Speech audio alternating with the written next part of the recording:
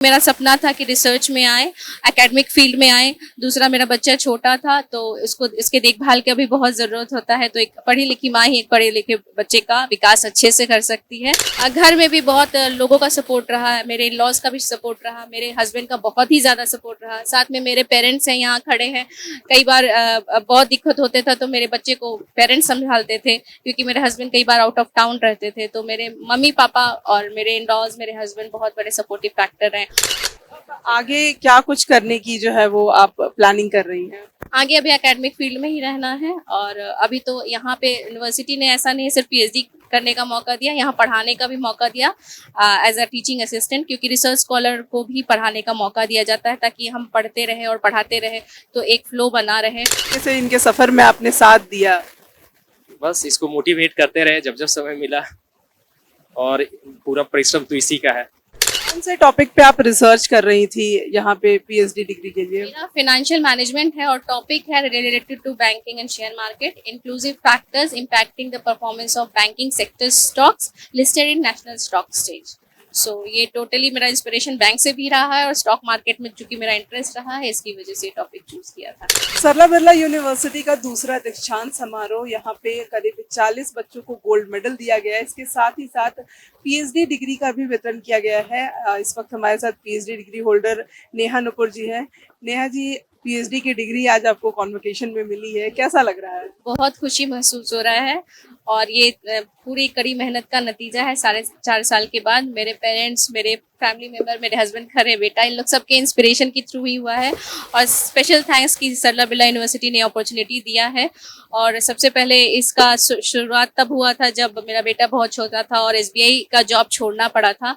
तो यहाँ पे जो हमारे राज्यसभा मेंबर साहब हैं, उन्होंने कहा था कि आपको एकेडमिक लाइन में आना है तो सबसे पहले आप पीएचडी कीजिए। डॉक्टर प्रदीप वर्मा सर ने ये बोला था, और वहाँ के से शुरुआत हुआ है। और जयश्री महता मैम और वीसी सर, डीजी सर, सबको बहुत बहुत धन्यवाद कि पीएचडी करने का हम लोगों को मौका दिया। और स्पेशल थैंक्स यहाँ मेरे डॉक्टर संदीप कुमार सर को, जो मेरे गाइड रहे हैं थोड़े, और उनका गाइडेंस बहुत ही हेल्पफुल रहा। और बाकी बहुत सारे ऐसे फैकल्टीज हैं जैसे doctor Mukesh Babu Gupta sir, doctor Gautam Tanti sir, जिन्होंने फाइनेंस में बहुत ही ज़्यादा मेरा मदद किया। इसके अलावा सारे यूनिवर्सिटी के मेंबर्स, फैकल्टी बहुत ही अच्छे हैं। So thank you Sarla Birla University. This degree is by Sarla Birla University to Sarla Birla University. Thank you. Job छोड़ने के बाद जो है वो एकेडमिक्स में आना वापस से कितना मुश्किल रहा ये? दौर बहुत ही मुश्किल रहा, बहुत पेनफुल था वो जॉब छोड़ना, लेकिन चूंकि मेरा सपना था कि रिसर्च में आए, एकेडमिक फील्ड में आए। दूसरा, मेरा बच्चा छोटा था तो इसके देखभाल का भी बहुत ज़रूरत होता है, तो एक पढ़ी लिखी माँ ही एक पढ़े लिखे बच्चे का विकास अच्छे से कर सकती है।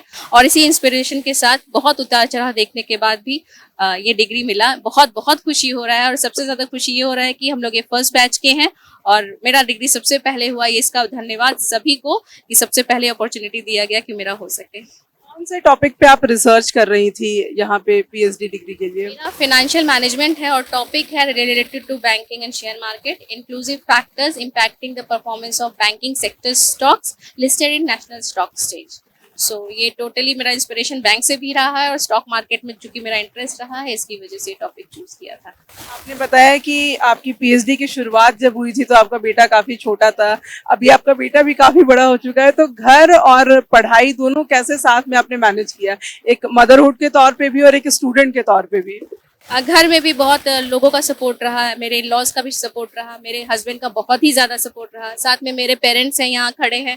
कई बार बहुत दिक्कत होते था तो मेरे बच्चे को पेरेंट्स संभालते थे, क्योंकि मेरे हस्बैंड कई बार आउट ऑफ टाउन रहते थे, तो मेरे मम्मी पापा और मेरे इन लॉज, मेरे हस्बैंड बहुत बड़े सपोर्टिव फैक्टर हैं।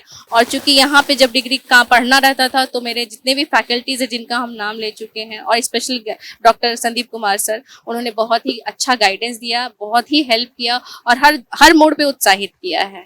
और डीजी सर ने भी बहुत अच्छा रिसर्च का प्लेटफॉर्म बनाया। और यहाँ पे पहले हमारे पास प्लेगरिज्म चेक नहीं था, टर्निटी नहीं था, लेकिन हमें यूनिवर्सिटी ने प्रोवाइड किया। Special thanks to Anant Jatia sir, जिन्होंने ये स्टार्ट करवाया था टर्निटी जैसा प्लेगरिज्म। आगे क्या कुछ करने की जो है वो आप प्लानिंग कर रही हैं?